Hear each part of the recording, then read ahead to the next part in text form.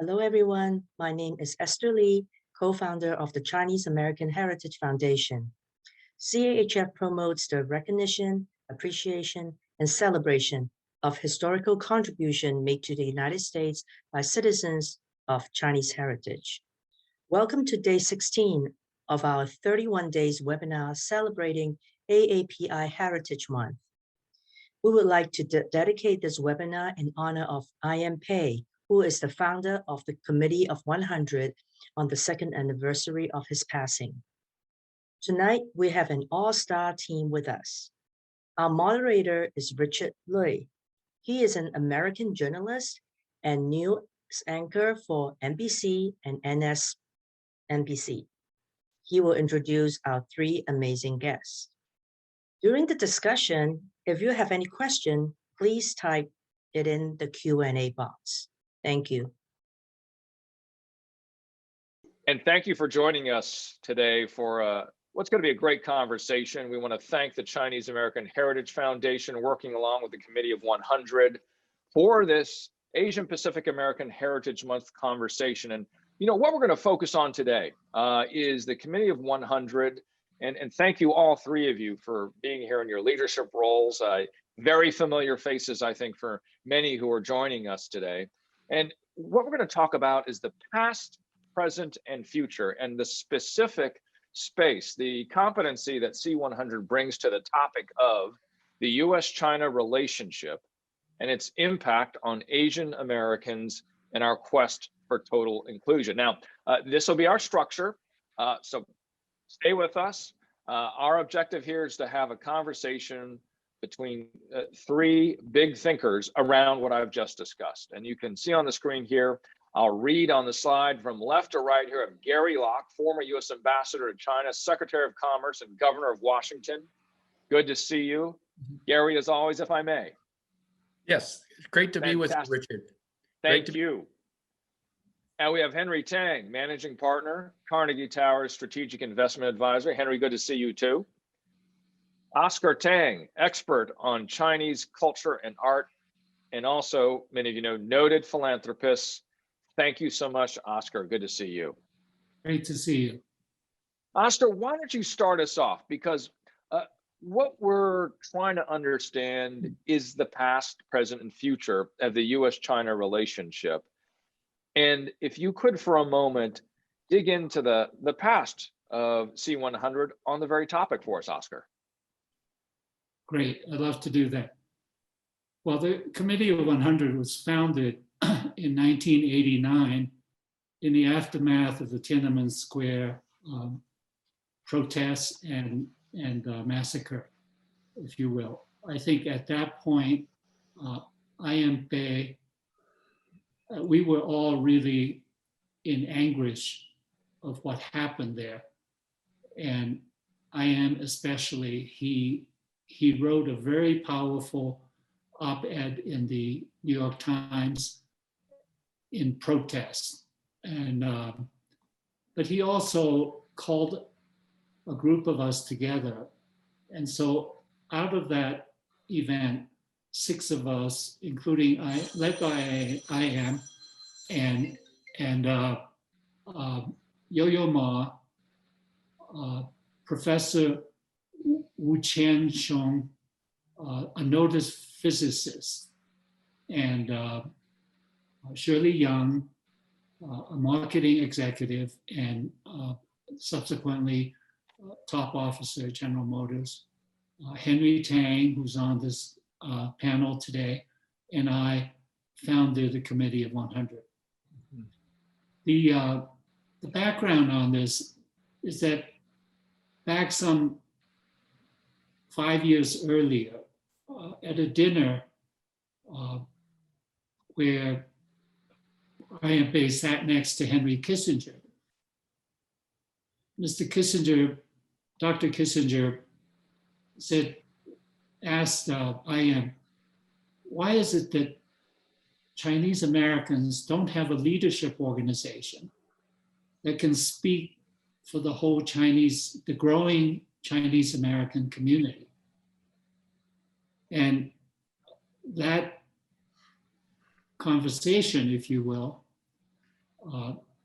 did not lead to any immediate action. But 4 years later, in the aftermath of the Tiananmen Square, led to the founding of the Committee 100. So it is really not a surprise that as the part of the mission of the Committee 100, it's very clear that, especially in those days when there was a dearth of experts on China and how Chinese work and think, that we felt that the Chinese Americans could have a role in helping to bridge the relationship, to help construct, if you will, a positive relationship between the US and China. But I think today, we should focus a little bit more perhaps on the second mission of the Committee of 100, which is really to promote the full participation of Chinese Americans and all Asian Americans really in American society. At that point in time, I should point out that AAPI was clearly what you might call the first citizen of Chinese Americans. By then, he had achieved the position of being the most noted American architect who was accepted all around the world. But even he, I think, in his earlier years, had felt the racism which exists in this country. For example, my understanding is that he, right after graduate school and teaching at Harvard, really wanted to start his own firm, but became discouraged because the process for a Chinese American to get all the licenses necessary to be a licensed architect, this is back in the 1940s, would have been extremely difficult. So he ended up not starting his own firm until decades later. But feeling that, I think, he had someone asked, how would Ian feel about what is happening today? And I think the right answer to that is that he would have felt their pain, the victims of all the violence against Asian Americans which had been happening.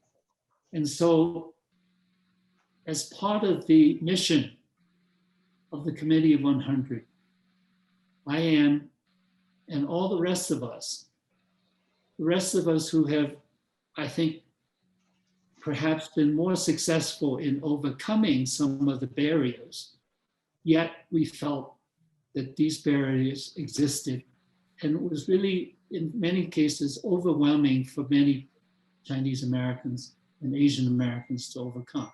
So we really felt that as an integral part of the mission of the Committee of 100, that it was important that we use whatever capabilities that we had, whatever strength we had, to help, to the extent possible, to overcome this racism and the feeling that no matter how hard we work, that we don't belong.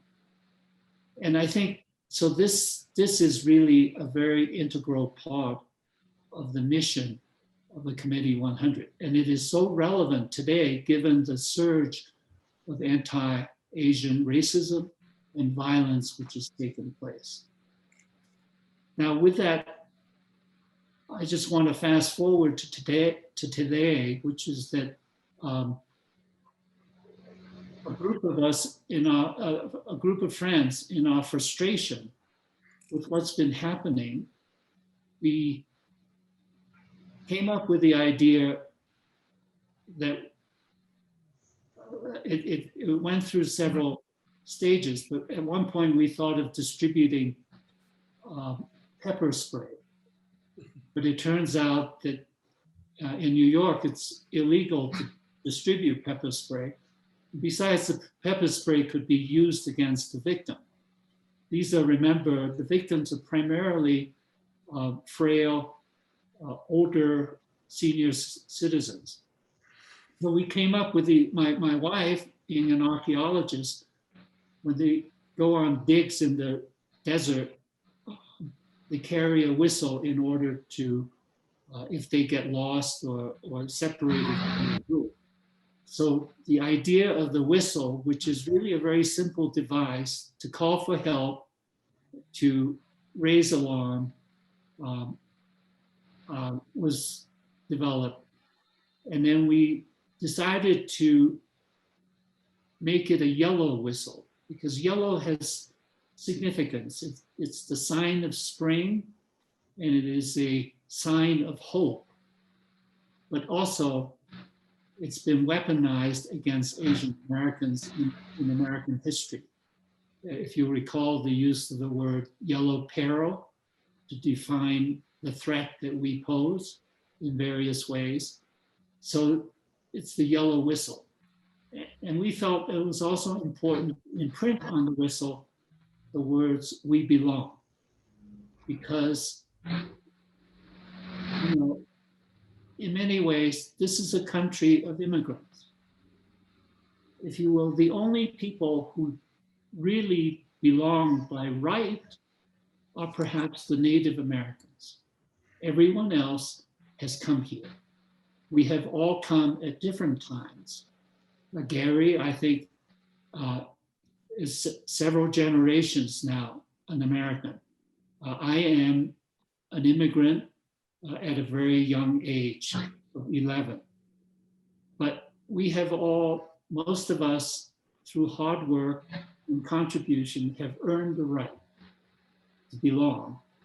And I think the yellow whistle, in addition to being distributed to vulnerable people who might use this as a device for call for help, I think the yellow whistle at this defining moment for Asian Americans is perhaps a symbol of our right to belong and to be considered Americans.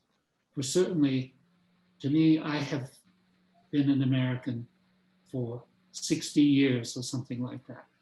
So this is, we have about 200,000 yellow whistles, 100,000 are already in place, and there are a lot of rallies and protests, particularly on May 15th, in celebration of the Asian Pacific Island Heritage Month. So I urge everybody to get a whistle and speak up and demand for our rights to be Americans. So with that, I'll pass on to the next speaker. Thank you. Oscar, thank you for that. And for those that are here, I'm going to pass it off to both Henry and Gary as two close friends of yours, Oscar, to of course ask you some questions and to share moments. But if I may first, Henry and Gary, I'm really interested here, Oscar, in the founding of C100 and looking at the perception of Chinese in America and Chinese in China, how that call for attention is different than the call for attention today. Is the call greater today than it was when you were founding C100? You know, I think that this level of racism, the fact that Asians have always been viewed as the perpetual foreigners, even though you know, many of the Asians have been here for generations, has existed for a long time in this country.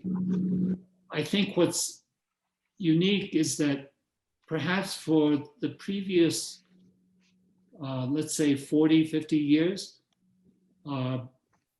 the top leadership in this country has been such as to lead the country, the idea that we should be all working together, that not to use one group against another, typically for their own individual personal gain for some reason. And I think that this consensus among the national leadership, I think, broke down maybe in the last 5 years or 6 years. And this has really helped to bring out, this along with I think the deterioration in US-China relationship has worked to bring out the worst, if you will. This has always existed, I think. Now we are seeing the worst parts of it much more upfront than perhaps in the past 4 or 5 decades. Well, if I could just chime in, Richard, following up on what Oscar said, the times were different when C100 was formed right after Tiananmen Square.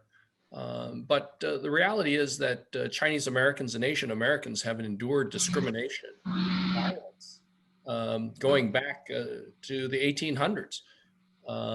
Many stories of actual lynchings of Chinese Americans because of economic strife and concern that the Chinese were taking away jobs, and the same thing has happened to Japanese. I mean, that is part of the history of the United States against the lynchings of Black Americans, the discrimination faced by virtually every group of immigrants, whether the Polish and the Irish when they first came.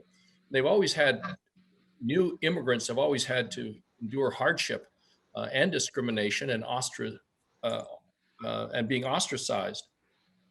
But what's different is that white people, whether from Germany or Poland or Ireland, are able to assimilate and become part of the majority. Asian Americans, African Americans, and many Latinos will always stand out. And we have to remember that anytime there's some sort of economic tension within America, there's a tendency to cast blame, to scapegoat, and to stereotype people. And that has always happened to Asian Americans and Chinese Americans. As Oscar indicated, we are viewed as the perpetual foreigner. But in 1882, the first immigration laws passed by the United States Congress were aimed at Chinese and prohibited immigration from China. In the early 1900s, there were all these laws that were passed primarily in the Western states that banned land ownership by Asians, targeting Japanese and the Chinese. And so we've gone through these waves of discrimination and vilifications, and the current tensions between China and the United States, I think, just brings out a new episode of that violence and stereotyping and scapegoating of anything and everything Chinese. It does not help when you have a president who says, in mocking terms, the Wuhan virus, the China virus, the Kung flu virus, who comes up with policies that basically says that even American companies founded by people of Chinese ancestry are somehow suspect and are spying for China, that Chinese students, even if they want to come to the United States to study the arts and architecture, literature, are somehow all spies for China. And so that narrative has an impact, and those words have impacts, and devalues Asian Americans and Chinese Americans, which almost encourages this type of violence. And so that's why I think C100 has a very important role to play right now. We have two missions: to foster and promote stronger relations between the peoples and the governments of the United States and China, but also to push for the full inclusion of Chinese Americans, and by extension, Asian Americans, in all aspects of American society. And right now, the challenges faced by Chinese Americans and Asian Americans is as bad as it has been in many, many decades, which is why C100 is so important, along with many other Asian American organizations and all civil rights organizations, from the NAACP to the ACLU to the Anti-Defamation League. we all need to be working in concert to really ensure that this country lives up to its values, its aspirations, and strives really to be that more perfect union. Gary, while we've got you, and I know you're wearing your chair of the Committee of 100 amongst many hats at the moment. But if we take off the chair hat of the Committee of 100 for a second and put back on your ambassador hat, ambassador from the United States to China, and what Oscar shared with us about the inception, right? The ideas, the conversations that had happened at the beginning of C100. Tell us, could that conversation happen today similarly with similar concerns across different groups, both of Asian American, both of Asia, both in politics, both in business? But give us some context around today and whether that conversation could happen, whether it may need to happen again. Well, I clearly think that if we were starting all over again, there is a need for organizations like the Committee of 100. And I think that our focus is needed much more than ever before to focus on the aspects, the domestic mission, the full inclusion of Chinese Americans in American society, because we've had wave after wave of discrimination, hostility, violence against Asian Americans and Chinese Americans, suspicion, prosecutions of Chinese American scientists who work at our colleges, universities, and work at national laboratories or for private companies. We need to make sure that there's an organization that says that, yes, American government, American policymakers have deep concerns and disputes with the policies of the Chinese government, whether it's intellectual property, human rights, trade, et cetera, but that we need to separate our disagreement, opposition to the government of China and their policies, and separate that from our feelings and treatment of people of Chinese ancestry, whether people in China or Chinese ancestry here in America. Great. Henry, as you have been looking into this conversation about the past, present, and future, as a founder, as Oscar is, of the C100, what's your view on the past and what it means to the present and future? Well, I certainly echo what Oscar and Gary have just talked about. And I think there needs to be a realization among all Asians that this has been around for a long time. There's some feeling that it's a new phenomenon out there. I mean, many people say, oh, Asians have arisen all of a sudden. That's really not the case. There are many studies out there going back 10, 20, 30 years ago about the fact that there were very high levels of negativism towards, by Americans towards China. And ultimately, it extended, as Gary mentioned, over to all Asians, and sometimes most acutely Chinese Americans. I think there was probably not, there wasn't a more dramatic case than the case of Wenho Lee, which Committee 100 spearheaded. This goes back now 20 plus years ago, when he was singularly the only Asian or Chinese American, where he was a PhD by an American institution, Indiana University, where he was a citizen, worked with the highest security clearance at the national labs, and then was accused by one of his coworkers of, how should I say, suspicious activity. And what was his suspicious activity? He liked to work late. And that made everyone believe that he was working against the interests of national labs, whereas he was just working late. We have another instance of a case of Sherry Chen, a meteorologist in Ohio working for the part of the National Weather Bureau, where another co-worker reported her to the FBI as suspicious activity because she went and visited her 91-year-old mother in China every year. And that led people to think that she was into nefarious deeds. Today, these stories are now repeated thousands of times with Asians and Chinese Americans working in the STEM, science, technology, engineering, and mathematics field. And there are now literally thousands of cases being investigated. And this has impacted our Chinese Americans, our Asian Americans, very, very impactfully. Because these cases, if you get into it, like in the case of the Wenho Lee case, fortunately, there were some law firms that helped them with pro bono, but it was a $5 million legal case. Sherry Chen's case is into the hundreds of thousands of dollars. And there are many cases today, right now, that are on trial and being investigated. But almost a very, very negligible number have actually proven actual espionage activities. But the country is permeated by this attitude and feeling, to the point it's resulted in what Oscar's working on right now with the Yellow Whistle program. But we have, I believe the last number I checked in last week was over 7,000 cases of attacks against Asians by non-Asians because of what? Because of a negative attitude, thinking that we are responsible for COVID, we are responsible for espionage and loss of jobs and everything else. These are separate, mutually exclusive issues. Dealing with China and Asia on an economic basis really has very little direct impact towards many of the Asian Americans and Chinese Americans working in this country so diligently.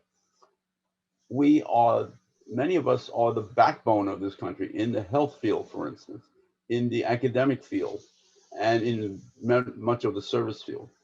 These are unheralded and unrecognized and heroes of American society.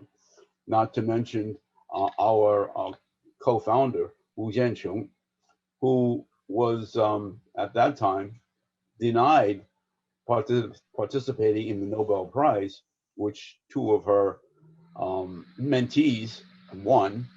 And in addition, there have been 8 Chinese Americans who won the Nobel Prize for the United States of America. The contributions are huge in the whole computer electronic development field. 30 and 40% of firms have Chinese or Asian participation, engineers, scientists, people who have helped them develop corporate patents. There are thousands of Asians with names on that corporate patents. So they contributed to the progress of American industry. All of this has gone, going all the way back to the 1840s or the 1860s, pick your date, the gold rush or the railroad period, where Chinese society has been unrecognized. And it is high time, yes, that today we need to speak up about it, and also for our fellow Asian Americans to bring an awareness, to talk to their friends, their colleagues, their co-workers, sometimes even their own relatives about this history. It's not very well known, especially, Richard, not to pick on your industry, but our friends in the media. You and I, we talked about this before. Many people I have many media friends, and they've told me that they've pitched Asian and Chinese stories, and a lot of, including my former good friend, Mike Wallace, that he actually tried to pitch the Wenho Lee story and had a hard time getting it on the air, but he finally did. And a lot of the producers and the executives said, there's no interest in this sort of stuff. It's a very, very small audience. No, it's not a very small audience. It's almost 10% of American society, depending upon if you add in people who have Asian background, Asian heritage. So may I comment? Our get together here is to encourage our fellow Asian Americans to speak up, make everyone aware of all of this and the contributions and the positive work that Asians and Chinese Americans have done for now more than 150, 160, or 170 years. Pick your date whenever you want to.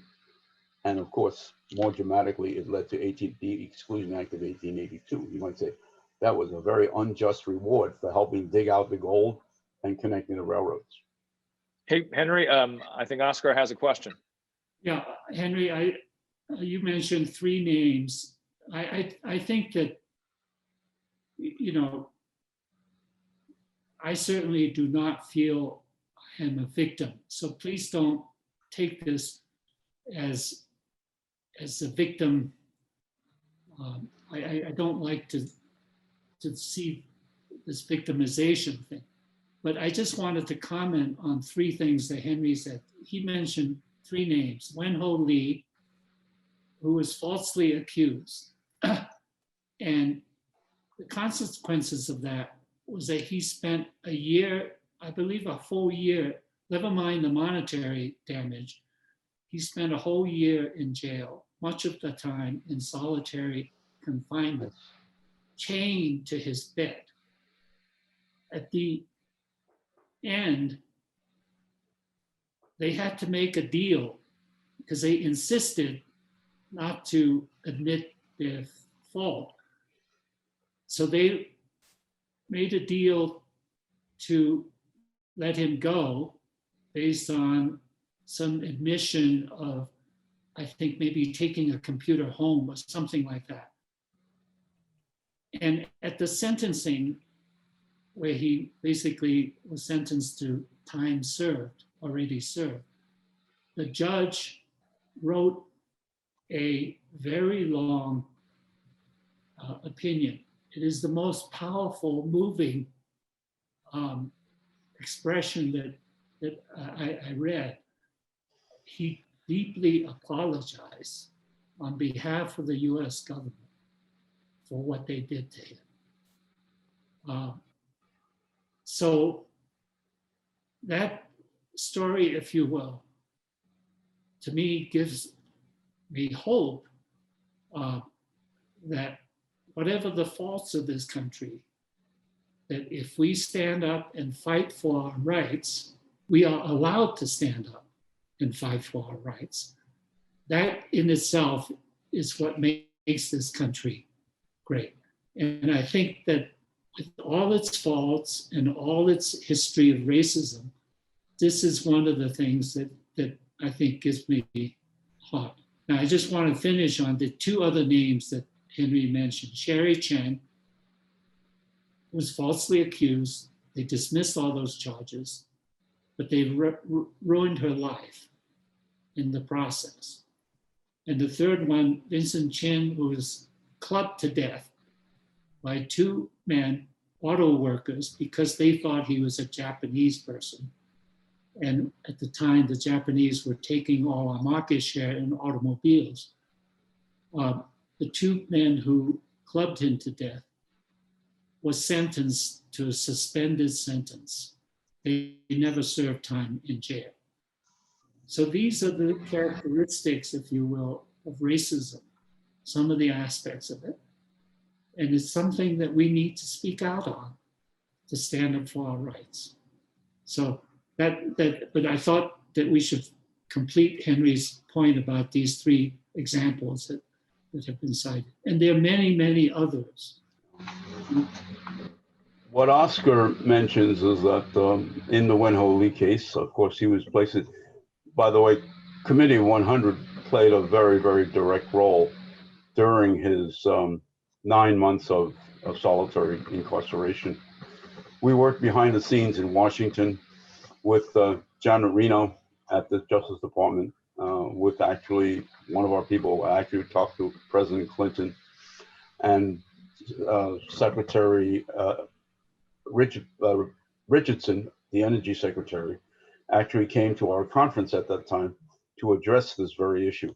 So we worked very aggressively on this, and the beauty of this country is that if you bring your points out with great logic and reasoning, the country does recognize it eventually. It's a long, arduous task, but the New York Times produced unprecedentedly a page 2 retraction for a full half page for regretting the way they went about reporting this case.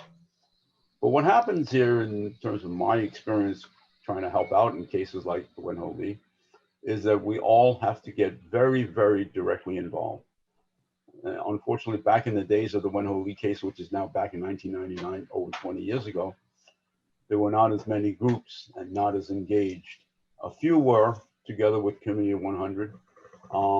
But going forward, when we are facing thousands of cases now, our people have to get engaged and act forcefully and articulate out to authorities, to colleagues. In the case of Wenho Lee and in the case of Sherry Chen, look, it was just two simple colleagues who reported innocent activities mistakenly to the authorities that led to this humongous crisis. Solitary confinement for 9 months, legal bills in the hundreds of thousands or millions of dollars, Sherry Chen going home, not understand. Now, we could say, well, how come that happened? Maybe Sherry never told anybody, okay? And should articulate it out and explain to her friends and colleagues why these things are happening. I myself, in my corporate career of over 30 plus years on Wall Street, have had the same thing. Gatherings where maybe 3 or 4 of us were having lunch and people were saying, oh, what kind of activity is this? Is this, in the interest of the firm and the country? Or is this, as outwardly said one time, is this fifth column activity that I cannot be a part of? This is in a Wall Street dining room. So we all have to just engage in the struggle, because now the problem is wide. It's all over. It's in the thousands of situations, 7,000 people being physically attacked. Hopefully these yellow whistles make a difference. But we have to keep doing something about it, volunteering, engaging, and helping our fellow Asians in all aspects of this struggle. And that's why we need to take advantage of this month of May as Asian American Pacific Islander Heritage Month to really celebrate our contributions, all Pan-Asian communities, our contributions to not only world history and world culture, but our contributions here in America. That the Asian Americans, Chinese Americans are indelibly a part of America as any other group. And that we, having given our blood, sweat, and tears, we deserve to be at the table, helping set the policies that affect not just our communities, but all of America. Because quite frankly, what happens to the United States of America, what happens in America affects us as members of that American society. And what happens to Asian Americans and Chinese Americans is happening to American society and affects all of American society. I think we need to take this opportunity to celebrate our contributions and really to celebrate the diversity that is America. As Oscar indicated, except for the Native Americans, the indigenous people, we're all foreigners. Whether we're first generation or 10th generation, whether our ancestors came on the Mayflower, a slave ship from Africa, or a steamer from Asia, we're all foreigners.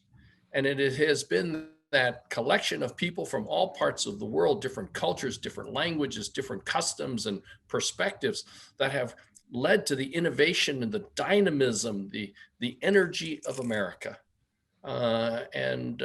We can be proud of our Asian culture, our Chinese ancestry, and our Chinese and the contributions of China to world civilization over thousands of years. But we're also proud of what America stands for and what America has brought to the world. The members of C100 are American citizens by birth or by choice. We're proud of our role here in America. But we need to protect our rights. We need to protect the rights of any ethnic and racial group from any type of discrimination, because we know that, if African Americans, if Hispanics, if Muslims are being discriminated against, then we can be next, as we are being discriminated against now. And that's why we also need to stand up and protect the rights, the constitutional rights of other groups in America as well. But we have a great story to tell. but we also need to be vigilant about our place, our rightful place here in America. You know, Gary, on that note, I wanted to ask you as chair. Oh, go ahead, Oscar, please.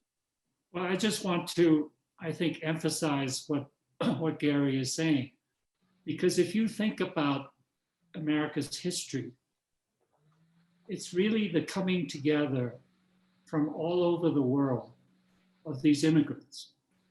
And so really diversity is really the strength of this country. And if we don't celebrate that diversity, then we're really, it's cutting off our nose to spite our face. If we want to be strong, we need to seek out the strengths that every different group can bring to the table. And that is really the strength of this country. I don't think any other country in the world is like that. And this is what gives us the unique capabilities that we have to innovate and to move this country and economy forward. And along that line, I also want to just mention one thing which is related, which is that this country now is uncertain about its future. It sees threats and it sees competition at a level that it did not expect. And the answer to that is not to draw inward, to exclude immigrants. It's the opposite. We need to compete, and to compete, we can. I mean, we have a history of being able to do that, to draw from the strengths of many different groups. And so rather than reacting to the perceived new competition levels which exist now, especially say from China, instead of drawing in and being protectionist, if you will, we need to really open ourselves up and pull in talent to help us build the future more strongly.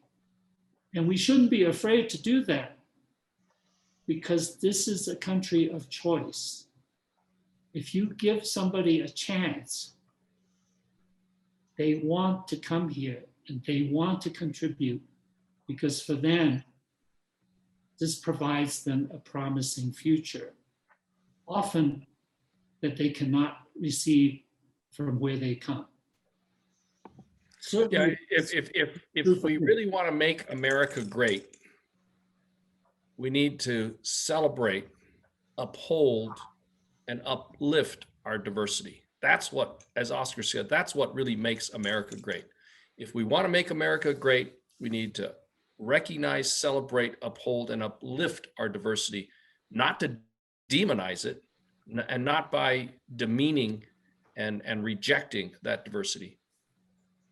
No, to echo that, of course, means participation in all the leadership levels of all aspects of American society: academic, military, health, corporate, media, and really to, I guess, highlight to our fellow Asian Americans where there are opportunities for that, and where there are good candidates for us to be supporting university presidencies, hospital presidencies.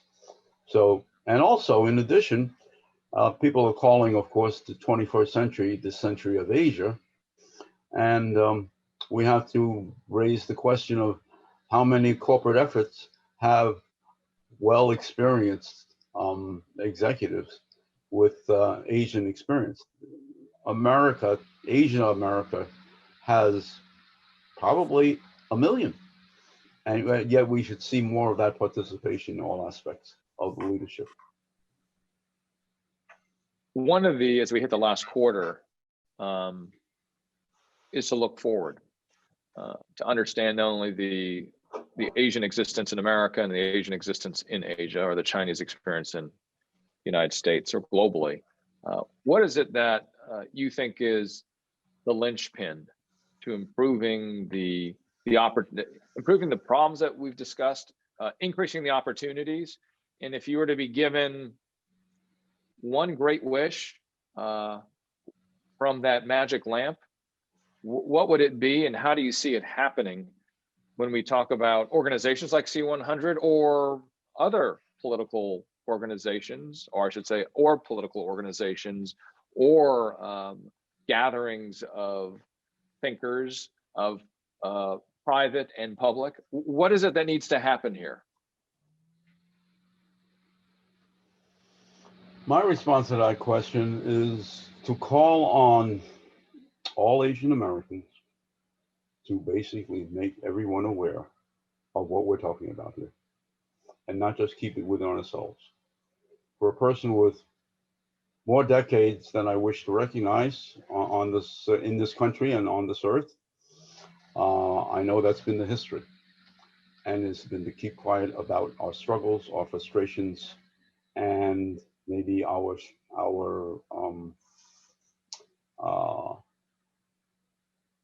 unrewarded efforts. Let's just use that polite word, and that needs to be corrected because it helps to build a better America. America needs to understand Asia, Southern Asia, Eastern Asia.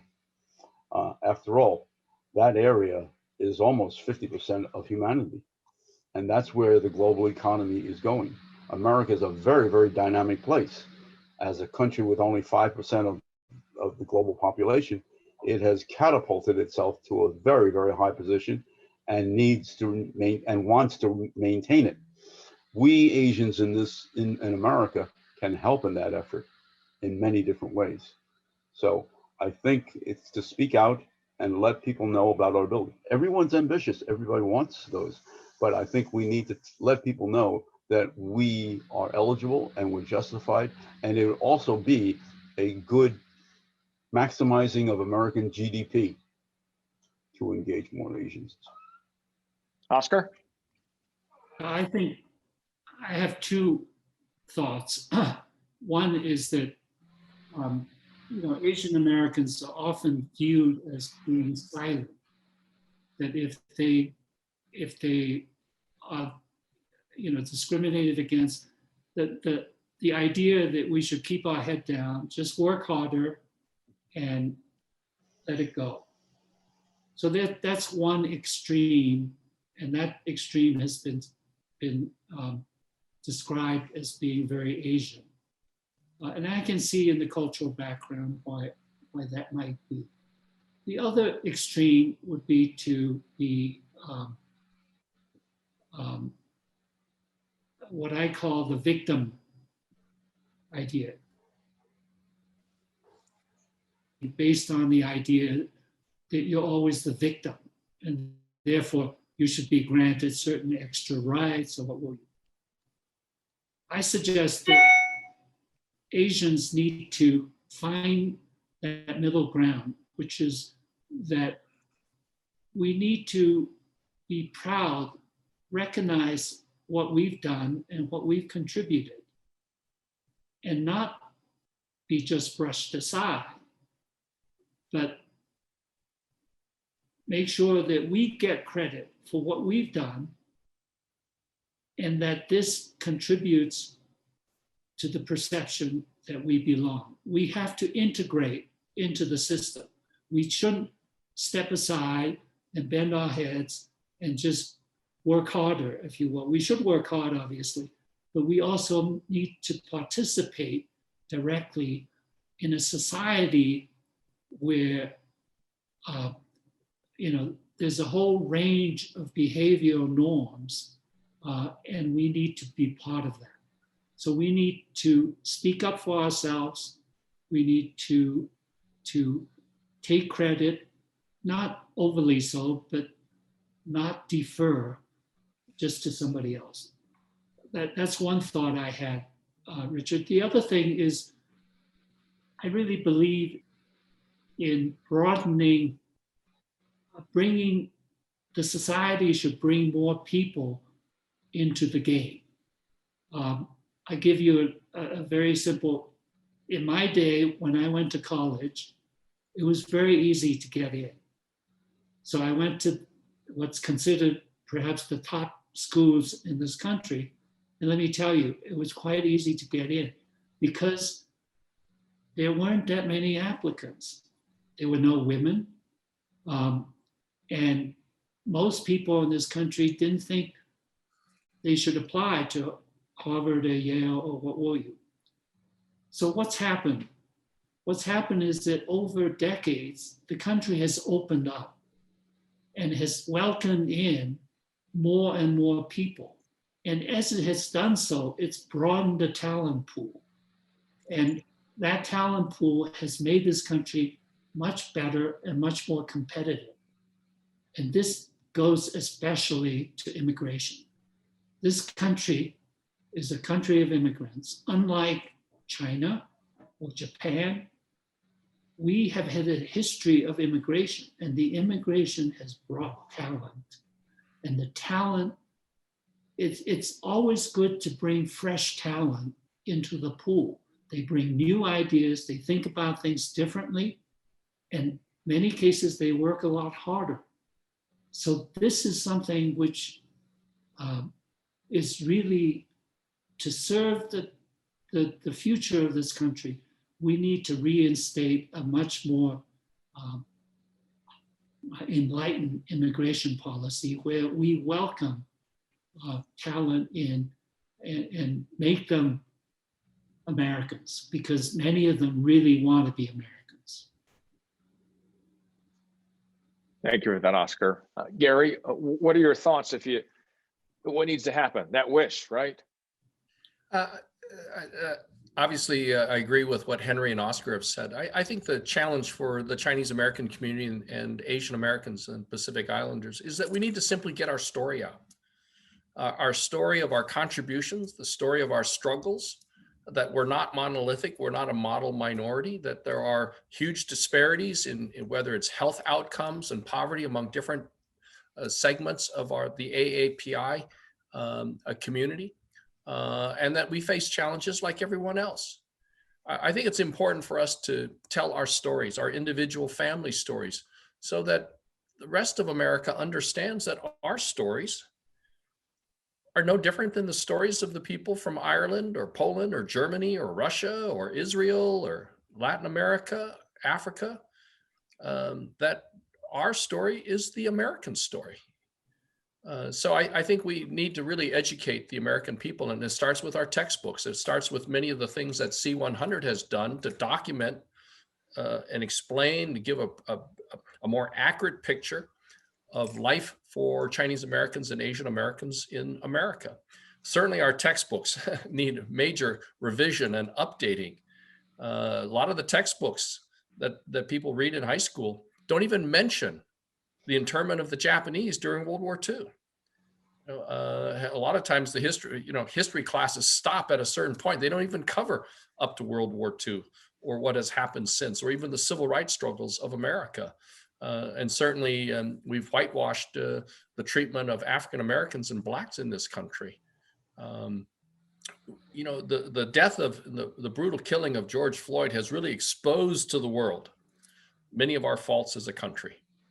And the United States is having a reckoning with our history of racism and discrimination and how deep-seated it is. This is a time in which we should be looking at all ethnic groups and how they have been treated in America. And that includes Chinese Americans and Asian Americans. It starts with the young people. It starts with the changing attitudes and perceptions and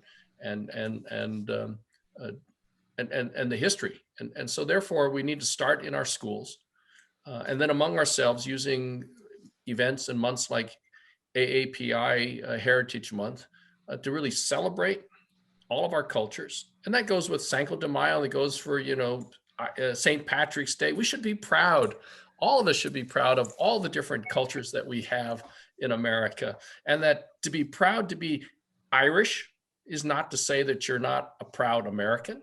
To be proud of our contributions and place in world history as people of Chinese ancestry does not mean that we can't be American. We are Chinese American, we are Asian American, we are Polish American, we are, Irish American. And I think that's the key, is really informing the American people that we are part and parcel American, that we belong here in America. We were born here in America. We chose to be here in America. And we're proud to be American. And also, we should be making this always a totally year-long activity. It shouldn't be just a seasonal or news cycle kind of phenomenon. It's a permanent condition which we need to work on permanently, 12 months a year, 365.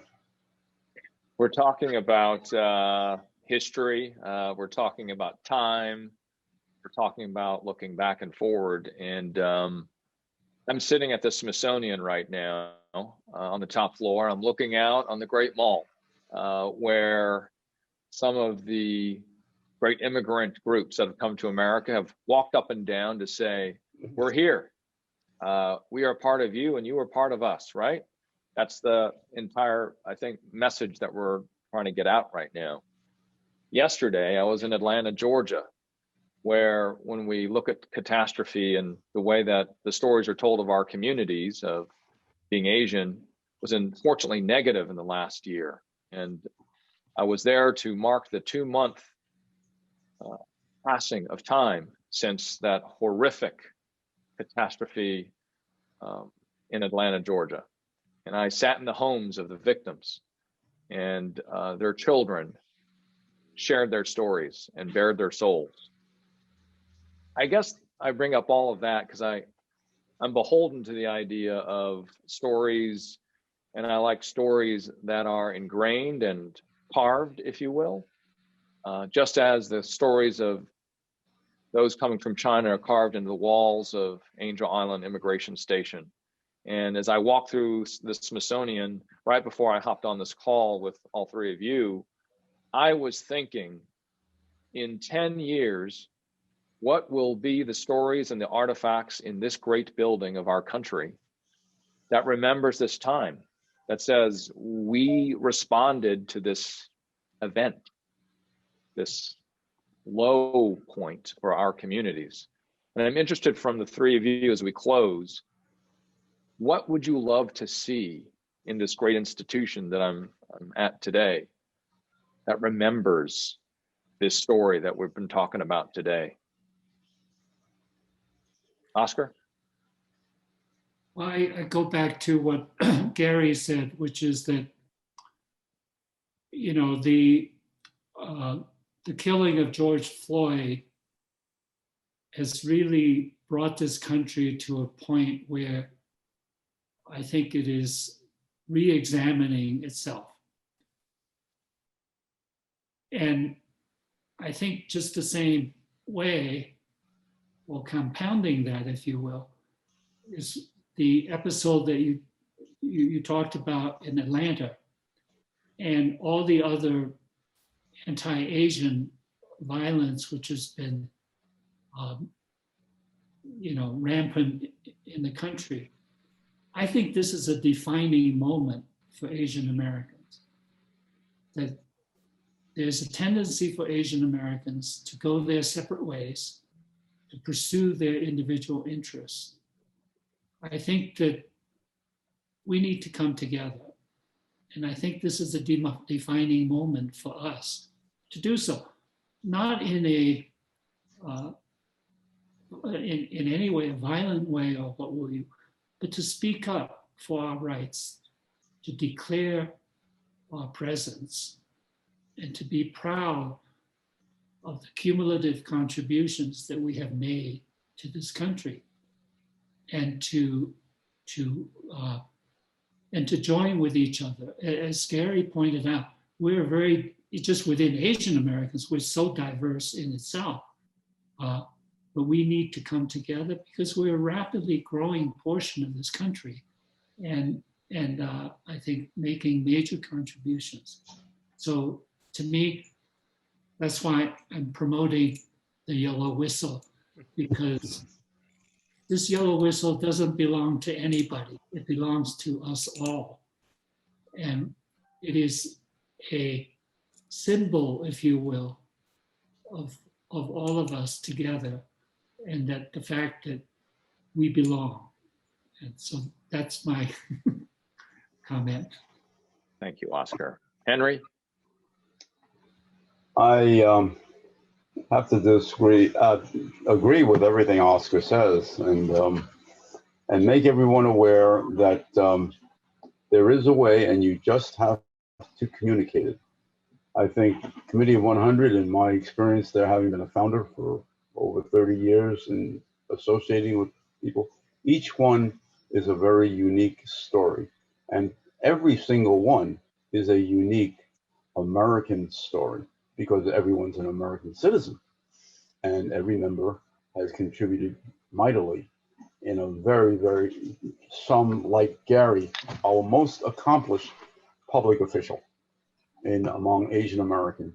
I mean, the governor of a state after serving many years in the state legislature, and then becoming a cabinet official, and then topping it off with ambassadorship, and now a college presidency. I mean, those are huge achievements. And I know for a fact, being very intimate with Community 100, we have many of those kind of stories. So they are possible, and they need to be known, and they need to be appreciated. And those who don't let people, who are more likely to be quiet about it, should contribute and think of ways. It just can happen with your own neighborhood newspaper. It doesn't have to be, on MSNBC. But there are many ways to let everyone know. We are now in the millions we represent. When you include people who are of Asian heritage, who might be half Asian or something like that, we're probably almost 10% of the American population. And there are many contributions. Everyone should make them aware and join these organizations, because the institutionalization of these achievements goes a long way. Henry, thank you so much. And Gary, if you can finish us off, what would you hope 10 years from now would be in this great institution that I'm in, that really brings home this dynamic that you have lived through in your life, as Henry was saying?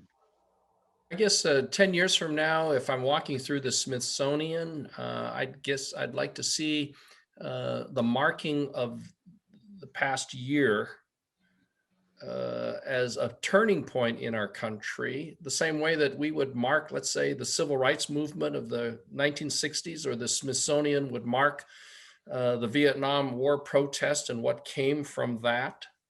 I would hope that 10 years from now, the Smithsonian would be looking at this point in history, with the death of George Floyd, the violence against Asian Americans, as a turning point of greater recognition of the contributions and the faults exacted against different ethnic groups.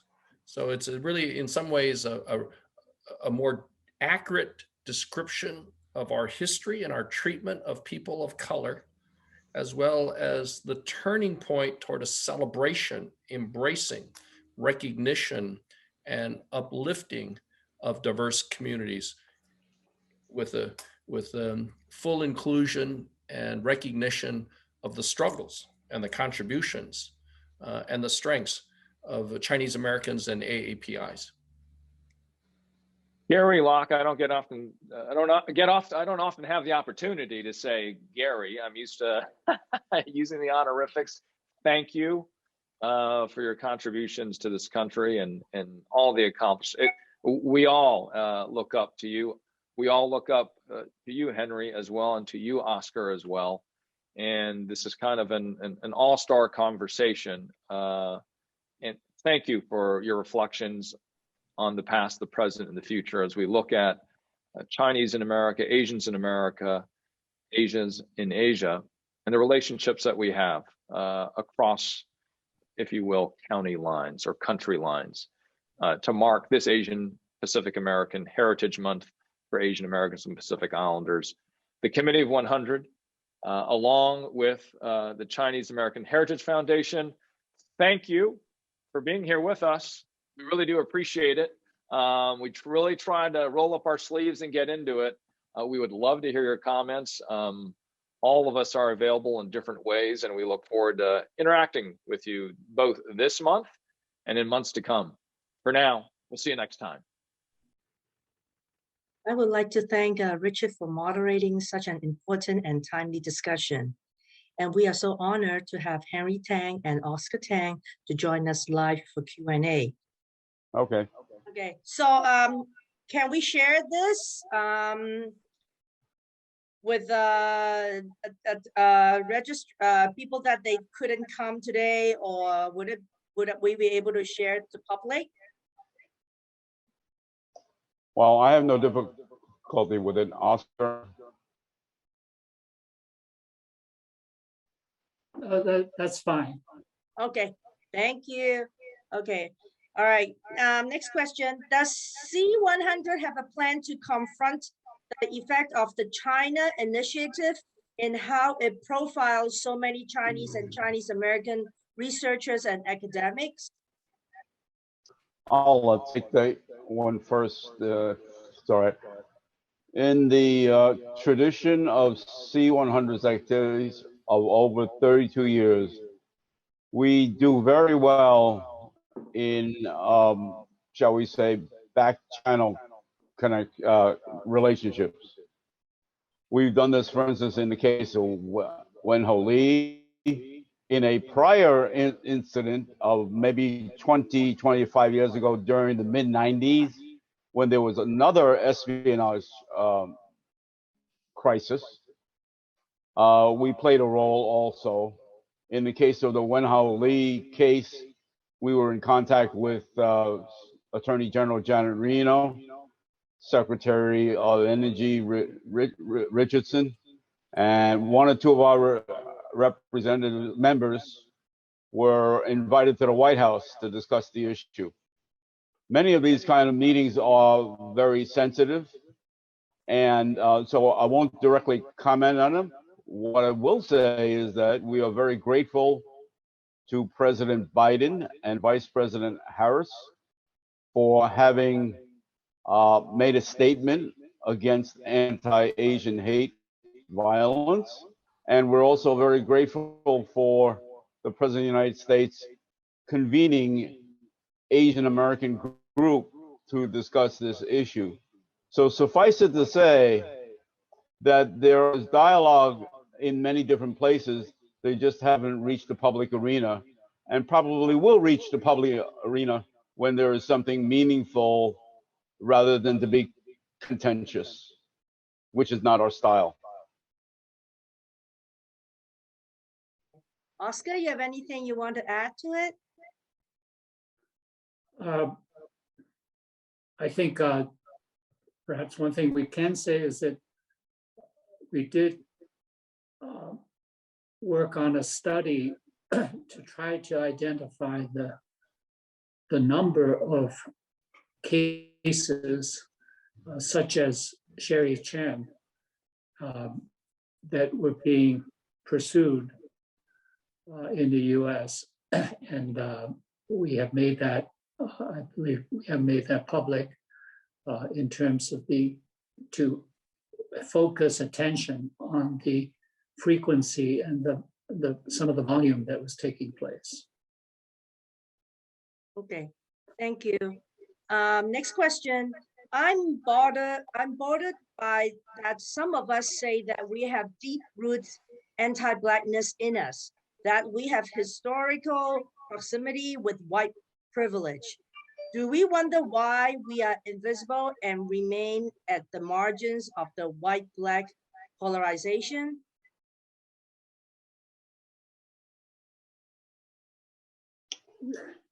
Oscar, you want to go first? Well, I think that if you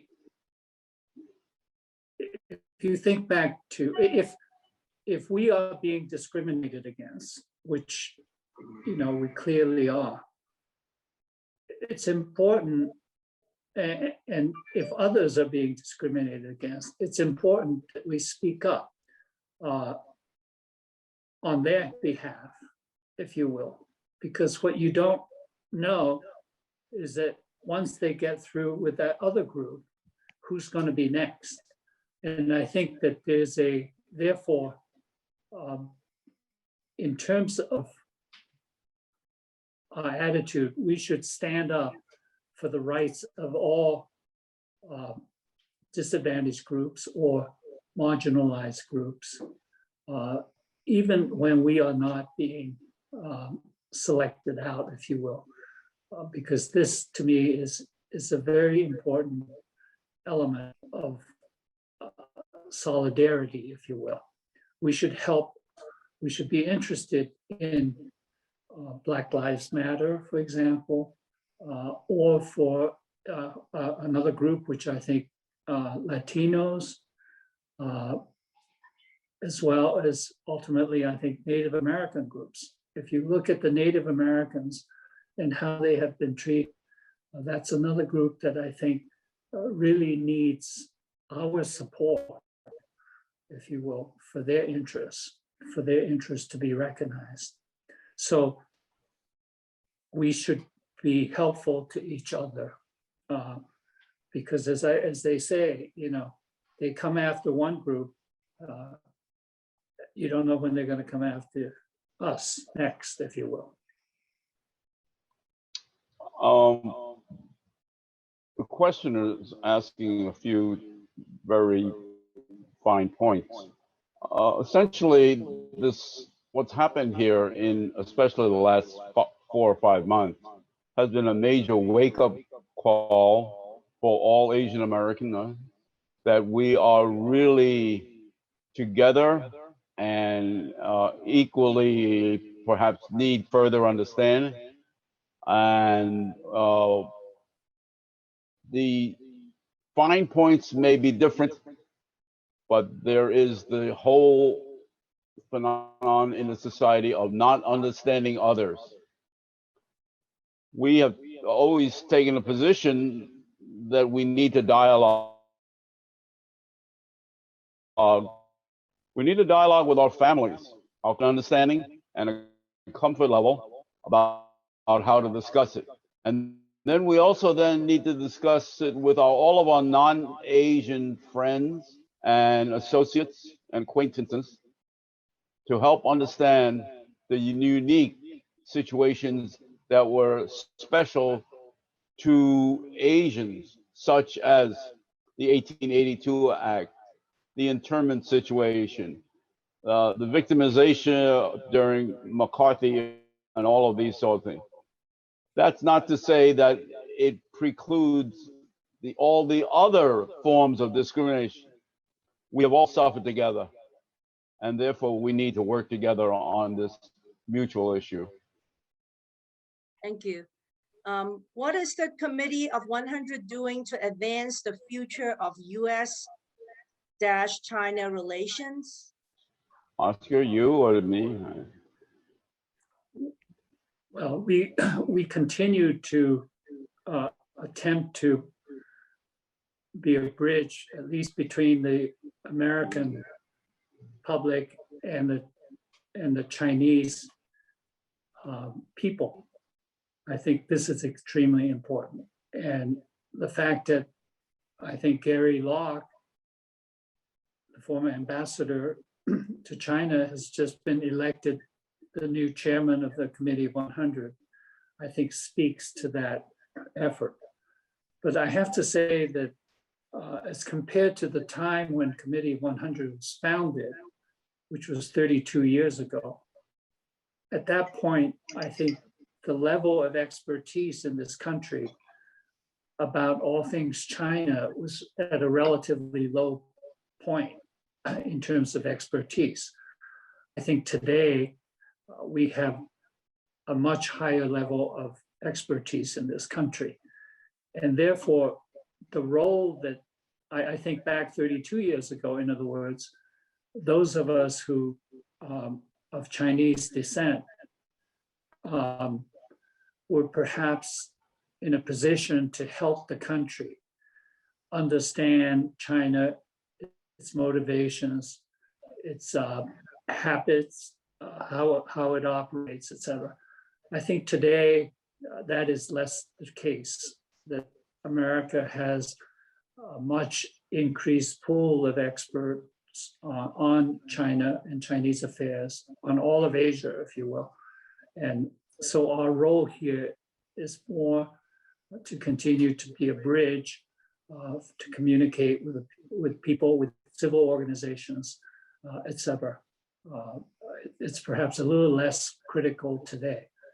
On the other hand, I think our second mission, not second, but the other mission that we have, which is to promote really the full participation of Chinese and as a corollary, all Asian Americans in American society, is so much more important just because of what's been happening. And so this is really the key area of focus, if you will. Thank you. Henry, do you want to say, or you want me to go to the next question? I concur with Oscar. Okay. We've been with C100 from the beginning, and we worked on these together for 30 years. Okay. With many other members, by the way. Okay, so let me go to the next question. So what advice the panel can give to young Chinese Americans who were born in this country and know only this country and are heading to college now? Well, having some relatives in that same situation, I would say that they should, first of all, understand what we're all trying to understand, which is the relationship and the history of the Chinese in America over these last 150 years, in the many, many different nuances and contributions that Chinese Americans and Asian Americans have made to the development of the United States. For instance, there were 8 Chinese Americans who won Nobel Prizes for the United States of America. There are, on a lesser, lower level, but probably more important, there are thousands of names of Asian Americans on corporate patents where they contributed and worked to the success of America's success. These are oftentimes unheralded and with no particular discrimination involved, but they're just not known. Facts like these should be known by our young people as they go to college and have interchanges with roommates, classmates, laboratory mates, professors, and have a chance for that dialogue. They will be contributing to, in a very major way, towards their own future, as well as the future for the senior citizens. You heard just now, for instance, we have a movement to help the people who've been attacked. So by their helping, going to college and helping, having people understand the achievements and the worthiness of Asians and Chinese, it makes this yellow whistle important, but one day we hope we never have to hold on to a yellow whistle. All right, next question. Are we facing a battle of race, or is this a battle of values? Well, I think that I would say that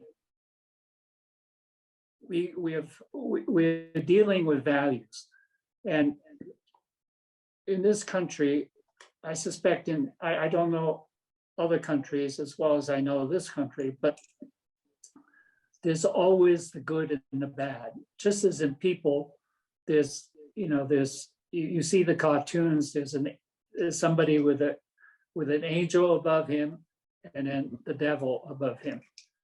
And what you want to do is appeal to the angel side. And this country really is a prime example of that. It has such high ideals of equality and diversity on the one hand. On the other hand, it has a very checkered history of performance on that. But the strength of this country is that I think whatever its problems, it seeks to do better. And it allows people to speak out, to demonstrate, and to put forth their viewpoints. And I think this is the aspect that I think we must address. So if you go back in the history of this country, you have, the way that we treated the Native Americans in this country is terrible. The history of slavery, a lot of the people here came on slave ships, the African Americans.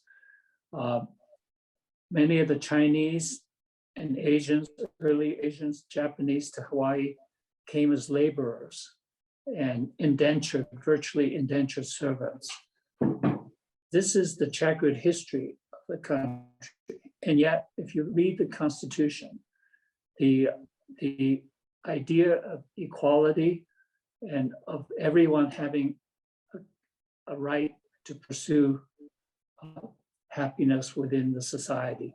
So these are something that we have to emphasize. We have to remind the country of what we're all trying to achieve and to appeal, if you will, not just on your hands and knees appeal, but I think to appeal to the self-interest of the country to bring this diversity together for the greater strength of the country going forward.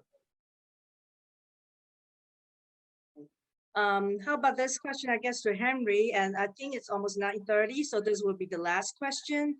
How did government Locke do so well, raising to ambassador and secretary of commerce in the face of all the discrimination discussed?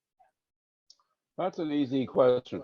Oh, I have known Gary Locke for probably over 30 years. You have to know Gary sacrificed himself for his constituency. When he was in the state legislature, it was a part-time job for most other legislators. He served his constituents full-time, voluntarily. And from that beginning, many people appreciated his dedication and his genuineness and his trustworthiness. And it is from there that he established huge credibility inside the state of Washington with all the leaders of Washington state. And then from there, everybody knows after the governorship came the cabinet and the ambassadorship, and now a college presidency, which is not an easy job if anybody has ever been in academia. There are many cross starts to try to manage that. And one virtue that Gary has is that he establishes trust and comfort with the people he serves. And that's been a point that I've been talking about for 30 or more years. We all have to follow Gary's example and establish trust and comfort with everybody we come across. And not just say, oh, they are not like us, and therefore I will not have anything to do with them. Some of us have practiced that, and I think we need to improve on it. But the answer to Gary, as I say, was just a no-brainer. He's he is our best public official among Asian Americans. thank you. So on behalf of CAHF, I really want to thank Henry Tang and Oscar Tang for this resourceful insight and their precious time to join us for live to answer Q&A. I know there's still a few Q&A questions that we weren't able to answer, but I promise I'm going to make sure to send all these questions to them. So give them some time to look through it, and because some of them are very similar, and I just don't want to repeat all the questions again. So let them look it through, and then after they answer it, I'll email it back to all of you. And again, thank you. Oh, can you see mine? Yeah, thank you, Oscar. Yes, yeah. Thank So you. I'm wearing two hats. So Chinese American Citizens Alliance did apply for it, and then we got some, and we're gonna send it to the senior who live in the senior housing. So thank you very much for your donation. And also just now, Oscar mentioned about Vincent Chen, and on day 18th, we are going to have a discussion and about Vincent Chen, and it's our presenter will be Frank Wu, who is the Queen College president, also actually is a member of Committee C100. So I hope all our attendees are going to attend again on the 18th. But of course, tomorrow, 17th, is also one of the Committee of 100 doing another webinar. And so I hope that everybody can tune in and go to CAHF.US/AAPI talks, and you will see all the webinars for the rest of the month. So thank you again, and have a great night and take care. Yes, thank you. Yes, tomorrow is Bug G. I apologize. It's getting a little late.